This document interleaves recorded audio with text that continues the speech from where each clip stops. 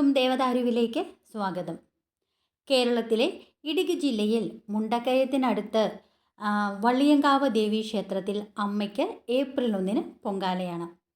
വള്ളിയങ്കാവ് ദേവിയെപ്പറ്റി ഞാൻ പറയാതെ തന്നെ നിങ്ങൾക്ക് എല്ലാവർക്കും അറിയാം. വള്ളിയങ്കാവ് ദേവീക്ഷേത്രത്തിൽ ഏകദേശം എന്താ പറയുന്നത്, 2 പ്രത്യേകതകളുണ്ട്. അവിടെ 2 പ്രത്യേക ശ്രീകോവിലുകളുണ്ട്. ഒന്ന് ഉഗ്രമായ ഭദ്രകാളി ദേവിക്ക് സമർപ്പിച്ചിരിക്കുന്നു, മറ്റൊന്ന് പരാശക്തിയായ ദുർഗയുടെ മാതൃരൂപത്തിനാണ് അവിടെ പ്രതിഷ്ഠ സമർപ്പിച്ചിരിക്കുന്നത്. അപ്പോൾ ഏപ്രിൽ 1 വള്ളിയങ്കാവ് ദേവീ ക്ഷേത്രത്തിൽ പൊങ്കാലയാണ്. പൊങ്കാലയിട്ട് അമ്മയ്ക്ക് പൊങ്കാല സമർപ്പിച്ചാൽ ഏത് കാര്യവും നമ്മൾ പ്രാർത്ഥിക്കുന്ന ഏത് കാര്യവും നടക്കും. അതുപോലെ തന്നെ ഏത് മാറാരോഗങ്ങളും മാറും. അത്രയ്ക്ക് ശക്തിയാണ് അമ്മയെ വിളിച്ച് പ്രാർത്ഥിച്ചാൽ.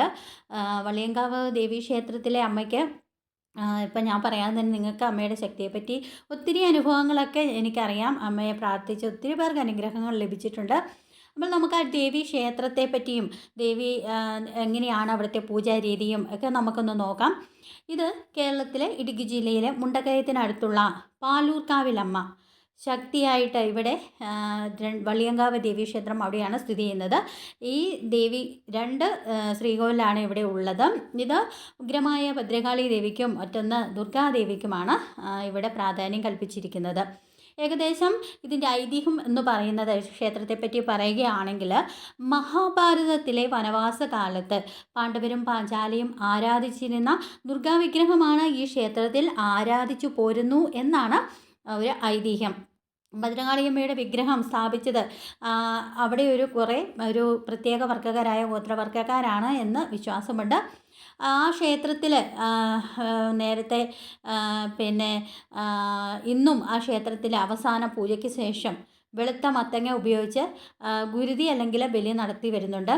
അതുപോലെ തന്നെ മണ്ഡല മകരവിളക്ക് സമയമാകുമ്പോൾ ശബരിമല ക്ഷേത്രം തുറക്കുമ്പോൾ ഈ ശ്രീകോവിൽ ഗുരുതി നടത്താറില്ല എന്നുള്ളൊരു വളരെ പ്രത്യേകതയാണ് അവിടുത്തേത്. അതുപോലെ ശബരിമലയിൽ മകരവിളക്ക് ഉത്സവത്തിന് ശേഷം മഹാഗുരുതിയോടെയാണ് പിന്നെ അവിടെ ഗുരുതി ആരംഭിക്കുന്നത്. അതുപോലെ തന്നെ ആയിരക്കണക്കിന് ഭക്തർ മഹാഗുരുതിക്ക് അവിടെ എത്തിച്ചേരുന്നുണ്ട്. ഇത് ഭാഗ്യവും സമൃദ്ധിയും ഒക്കെ കൊണ്ടുവരുമെന്നാണ്. ഗുരുതി നടത്തിയാൽ ഒത്തിരി സൗഭാഗ്യങ്ങളൊക്കെ നേടിത്തരുമെന്നാണ് ഭക്തന്മാർ വിശ്വസിച്ചു പോരുന്നത്. അപ്പോൾ ഇത് നമ്മുടെ മീനമാസത്തിലെ ഭരണി നാളിലാണ് ഇവിടുത്തെ പ്രധാന ക്ഷേത്രോത്സവം നടക്കുന്നത്. ആ ക്ഷേത്രത്തിൻ്റെ ഉത്സവത്തിന് തുടർന്നാണ് പൊങ്കാല ചടങ്ങ് ആചരിക്കുന്നത്. ഈ മീനമാസ ഭരണി ദിവസമാണ്. അതുപോലെ തന്നെ ക്ഷേത്രത്തിലെ ഏറ്റവും പ്രധാന വഴിപാട് എന്ന് പറയുന്നത് താലിക്കൊപ്പം ചുവന്ന നിറമുള്ള പട്ട് സാരിയാണ്. ആണ് അവിടെ സമർപ്പിക്കേണ്ടത്. മറ്റൊരു വഴിപാട് എന്ന് പറയാവുന്നത് നാരങ്ങ വിളക്കാണ്. അതുപോലെ തന്നെ ശിവലിംഗവും അഞ്ചുമൂർത്തി ഗണേശനും നാഗദൈവങ്ങളും ഗോത്രദേവതകളും ഒക്കെ ഉൾപ്പെടെ നിരവധി ഉപദേവതകളൊക്കെ ക്ഷേത്രത്തിൽ ആരാധിച്ചു പോരുന്നു. ഏറ്റവും ശുഭകരമായ ദിവസങ്ങൾ അമ്മയെ കണ്ട് തൊഴുവാനായിട്ട് ചൊവ്വയും വെള്ളിയുമാണ്. അതുപോലെ തന്നെ അമ്മയെ വന്ന് പ്രാർത്ഥിച്ചാൽ ഭേദമാക്കാനാവാത്ത രോഗങ്ങളൊക്കെ മാറുമെന്നും ആ ക്ഷേത്രത്തിൽ നിന്ന് തീർത്ഥം, ആ പുണ്യജലം നമ്മൾ കഴിക്കുകയാണെങ്കിൽ ആ രോഗത്തിനൊക്കെ ഒരു ആശ്വാസം ലഭിക്കുമെന്നൊക്കെ വിശ്വസിക്കപ്പെടുന്നു. ക്ഷേത്രത്തിൽ രാവിലെ 6 മണി മുതൽ വൈകിട്ട് 8 മണി വരെയാണ് ക്ഷേത്രം ഉള്ളത്. 8 മണിക്ക് നടയടയ്ക്കും.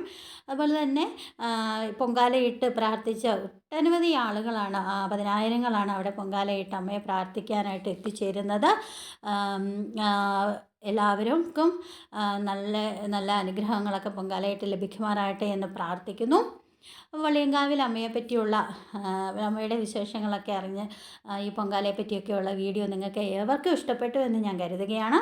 വീഡിയോ ഇഷ്ടമായെങ്കിൽ ലൈക്ക് ചെയ്യുക, ഷെയർ ചെയ്യുക, സബ്സ്ക്രൈബ് ചെയ്യുക. അതോടൊപ്പം ഞാനിടുന്ന ഓരോ വീഡിയോയും നിങ്ങൾക്ക് ലഭിക്കുന്നതിനായിട്ട് ബെല്ലൈക്കൺ കൂടി ഒന്ന് സ്പർശിക്കുക. അടുത്ത ഒരു വീഡിയോയിൽ വരെ നന്ദി, നമസ്കാരം.